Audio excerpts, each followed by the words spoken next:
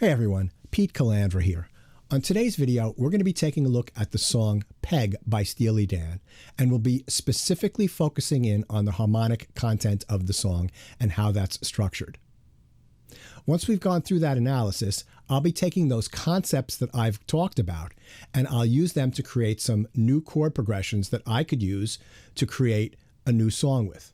Hopefully some of these concepts will influence you, and you'll be able to come up with some new ideas yourself. I've got chapters annotated on this video for easy navigation through the different sections, and in the description box below, there's a link to 2 PDFs that you can download for free so that you can follow along with this material. If you like this video, give a thumbs up. For more content, please subscribe, and to be notified, ring that bell. Also, if you feel like supporting the channel, you can buy me a coffee. There's a link for that in the description box below. Thanks so much for watching, and let's get right into it. Let me play you the opening 8 measures of this song.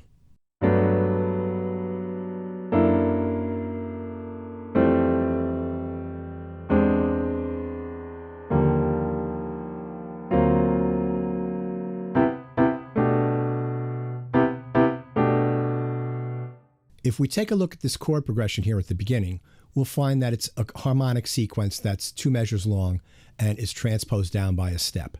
So let me show you what I mean. The first chord is a G major ninth. The second chord is an F sharp major chord with a sharp 5, a 7, and a sharp 9, right? So, and then that whole 2 measure sequence is transposed down a step and starts on F. And then on E flat, down another whole step. And this D7 chord with the sharp 9, you would think would resolve to G major. But we've got a little deceptive action here, and we go from the 4 chord down to a 1 chord in the first inversion. Right here it measures 7, right here. And that's... So basically what's happening there is you're getting a little bit of a deceptive cadence. Let's take a look at these chord voicings. So in the right hand, you have 4-note chords.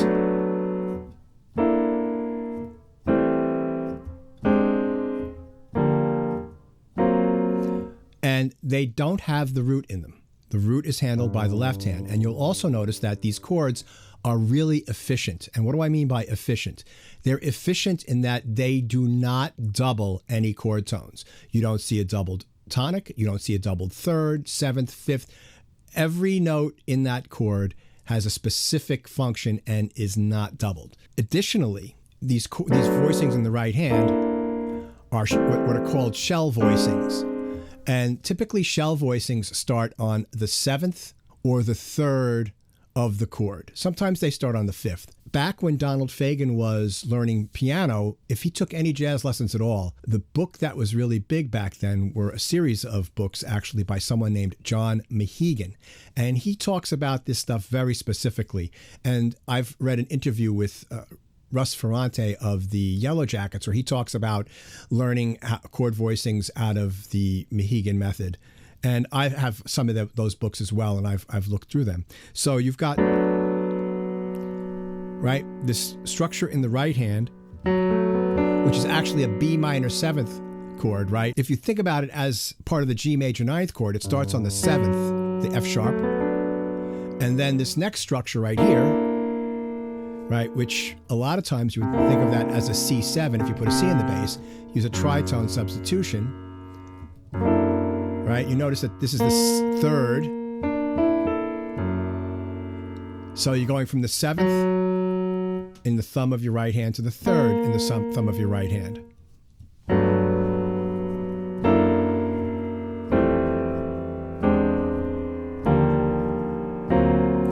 And these kinds of structures were often employed by jazz players. And they might voice it like that, the second chord with in a different inversion, but it's the same pitches. And they would be rootless chords.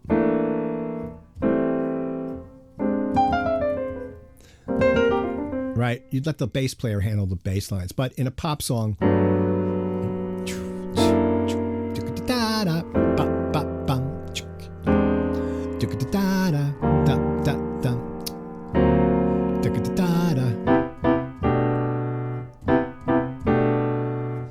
There's a link in the description box below to a video where Donald Fagen is sitting at the piano and the great jazz pianist Warren Bernhardt is talking to him, and they're talking about the structure of this song.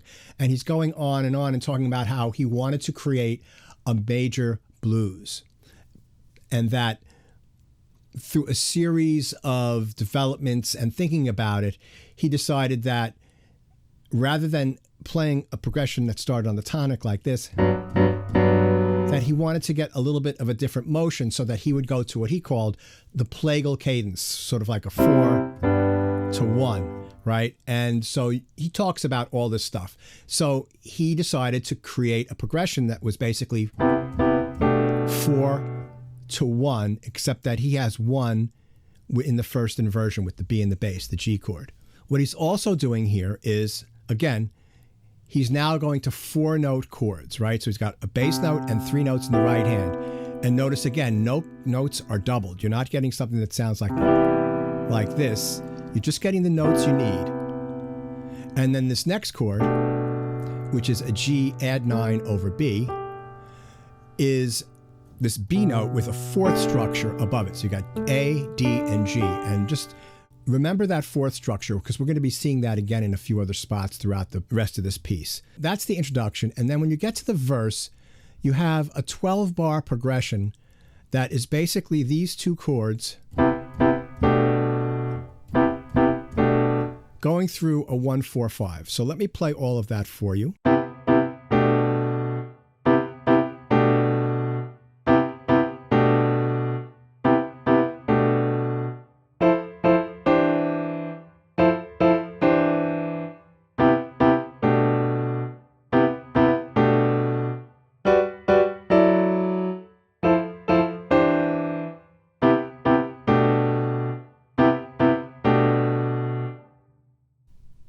And you didn't see the bottom line, but that's right there. So that's basically just a 12-bar blues and using that 2-chord sequence.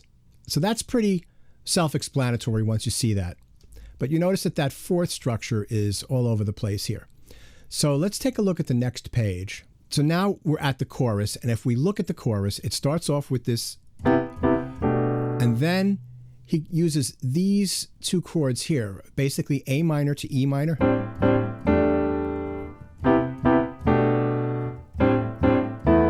Now, one thing to note is that when I was watching him play this, sometimes he played this chord using this structure, and sometimes he played this chord using this structure. So I've got both of them there. Now, let's take a look at this. Remember I said the 4th was really important, right? Well, if we think about what a 4th chord is, like if we look at those pitches, we've got A, D, and G right here. If we take this A and transpose it up an octave, we've got a suspended chord. If we look here in the right hand voicing on this A minor chord, we've got G, C, and D, a suspended chord with an A in the bass. And then again, we've got G, A, and D, the same pitches as here. So that's just another inversion of this chord here. Okay, so you got to realize that suspended chords have, as part of the inversion, a 4th chord, and they've also got a 2 chord. So what do I mean by that? If we look right over here at this chord here, we've got the A, B, and E, right? So we've got root, 2nd, and 5th. Same here, except it's root, 2nd, and 5th starting on that G. So that's a D suspended chord. So let's play that little part there, those 4 bars.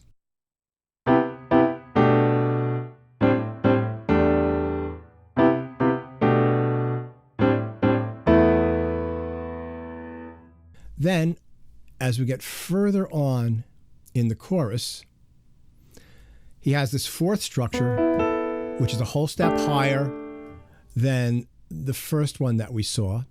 And right, so he just moves that whole progression up a whole step. So you got C sharp in the bass, and then the bass goes down chromatically So that this is an A, add 9 over C sharp. Then this is C sharp major 7th with a 6th or a 13th. And then G6 to F sharp 7. And then he's got 3, 6, 2, 5.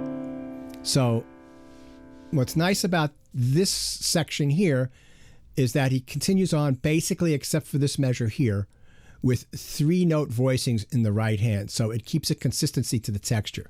So let's play the whole chorus.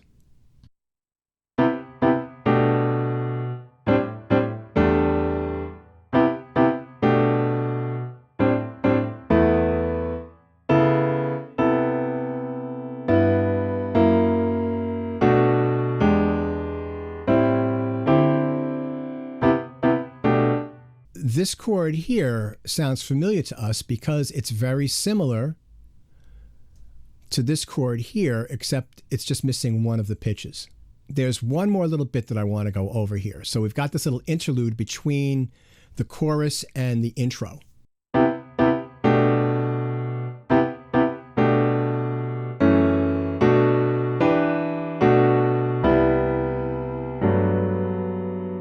Then it goes back to the top.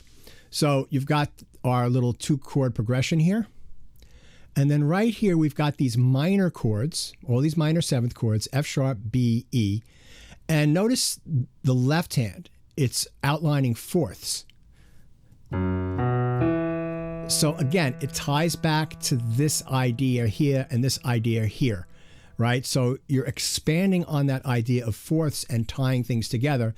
And then the other nice thing about this measure here is it's almost like he's got superimposed a measure of 6/8, 2 measures of 6/8, and then a measure of 2/4. So what do I mean by that? There's 3/8 notes here, 3/8 notes here, 3/8 notes here, 3/8 notes here, and then a half note. So 1 and 2 and 3 and 4 and 1 and 2 and 3 and 4 and 1. So that's really nice. But notice that the voicings stay the same in the right hand, and you get this really nice melody. Oh, what is that? That's fourths. Right? So the idea of the fourth gets expanded upon, and that's really beautiful. I mean, that's a beautiful chord progression.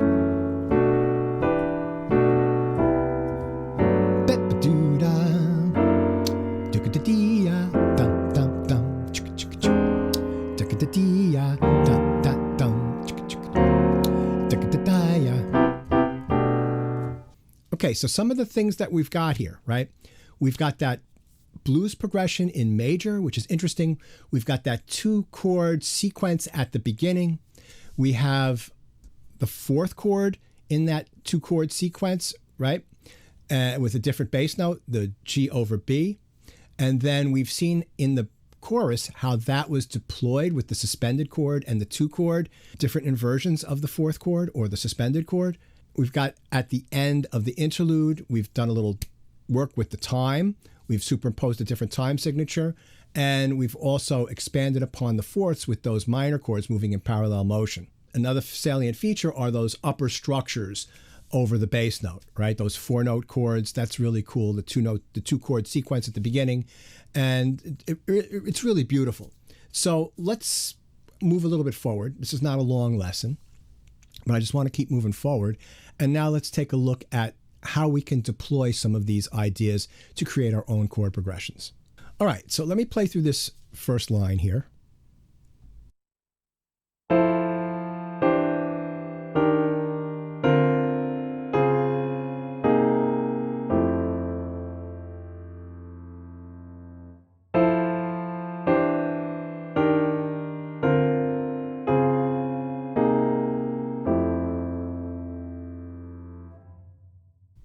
Now, I'm playing these two chords to the bar. You could do them 1 chord per bar.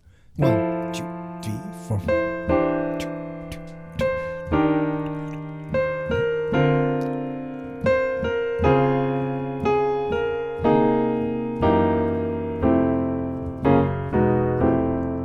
You could do variations on it, all sorts of things.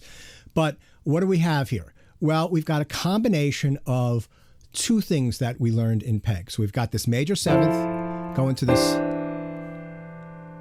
fourth chord, right, the C over E. And then we've got the two chord progression like in the introduction. So we're doing this, then transposing that down a whole step, then the same thing, and then resolving it. What I'd like to do now is maybe place some melodic content over those chord voicings.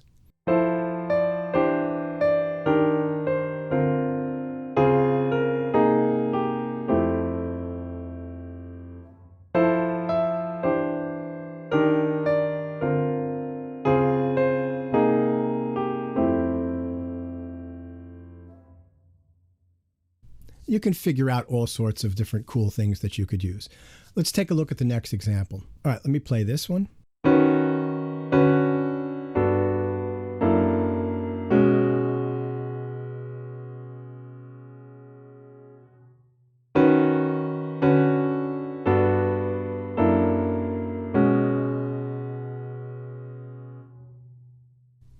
So on this one, we're taking some of the upper structures and some of the bass line motion from Peg. So what do I mean by that? Well, if we look at these two chords here, they're very similar to the chords in the chorus, right? Except that they're in the key of B. And then we move the bass note down a half step, right? So we've got a D chord there, and then we're moving to G major ninth. This is like the beginning, right? The beginning was... But this time I've taken a different inversion of the upper structure.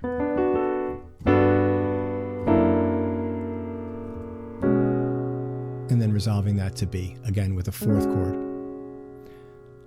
All right, now this next one here is a variation on that little interlude. Now I've again made this straight half notes. If you want to play around with superimposing time signatures, be my guest. This time what I'm doing, instead of having the progression go up in fourths, right? I'm going up in minor thirds and then repeating that a fourth higher and then coming back down. So this is my pivot chord here, right? If you notice, the structure goes up and then it comes down. So let me play that for you and then we'll take a closer look at it.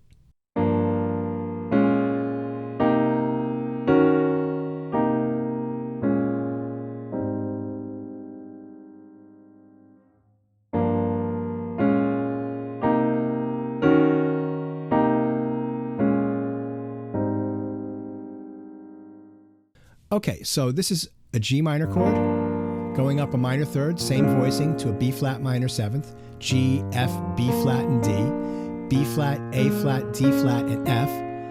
And now I'm taking that two chord progression, which uses the same voicings as the interlude in Peg, and I'm transposing that whole progression up starting on C. C minor to E flat minor. And now that E flat minor is the top of the pyramid, and I'm coming back down the same way I went up. C minor, B flat minor seventh, and instead of going to G minor seventh, I'm using this B flat minor as the two chord to A flat major seventh. And again, notice I'm just using these, they're basically triads in second inversion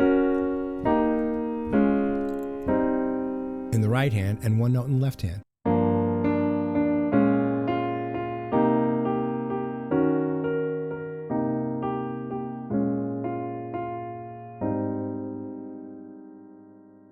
For this last one, I'm going to have to close this keyboard out so you can see everything here. On the bottom here, this is E flat, D, and G. So this is derived on the opening. It's just a little expanded. Let's take a listen to it and then we'll just go through it.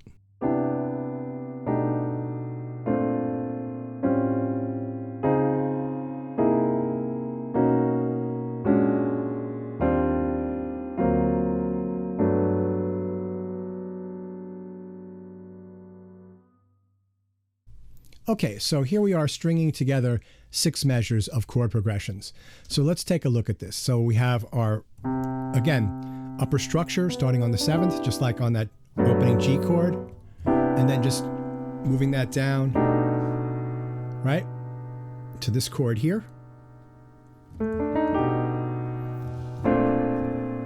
So that's similar to, except doing smoother voice leading by not jumping I'm just keeping the right hand, everything moving as much by step as possible. Okay, so that's 2 measures, 4 chords. Transpose the whole thing up a half step and repeat it. Right, so then now we're at B flat 7, and then we're going to go to E flat major 13th, then to D7, augmented with a sharp 9, to G. So we're starting on C, which is the 4 chord, and then right here we're on this B flat, which we can think of as the 5 of the flat 6 chord here, the E flat major 13th. Then that just goes down a half step to the 5 chord, and then resolves the major 9th chord there on the G. One more time with this progression.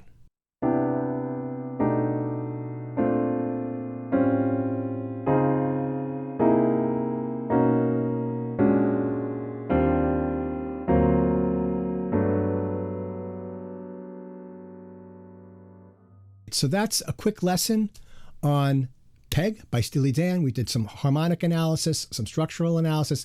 Didn't go over the track, the solo, the brass lines, the vocals and everything. We're simply focused in on picking up some harmonic progressions, harmonic concepts that we can then develop and expand to come up with our own unique chord progressions, and how we can have some really nice voicings and harmonic motions, and how we can use that in pop music or any kind of music, basically.